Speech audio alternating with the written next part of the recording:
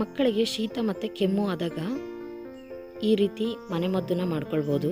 ತುಳಸಿ ಸೊಪ್ಪು, ನರ್ವಿಸ ಮತ್ತು ವೀಳ್ಯದೆಲೆನ ನಾನು ಒಂದು ಬಾಳೆದೆಲೆನಲ್ಲಿ ಕಟ್ಬಿಟ್ಟಿಟ್ಟಿದ್ದೀನಿ. ಅದನ್ನು ಬಿಸಿ ಬೂದಿ ಇರುತ್ತಲ್ಲ ಅದ್ರ ಮೇಲೆ ಇಟ್ಬಿಟ್ಟು ಚೆನ್ನಾಗಿ ಬೇಯಿಸ್ಕೊಳ್ತಾ ಇದ್ದೀನಿ. ಅದು ತುಂಬ ಕೆಂಡದೊಳಗಡೆ ಇರಬಾರ್ದು, ಬೂದಿ ಒಳಗಡೆ ಇಟ್ಟರೆ ಸಾಕು.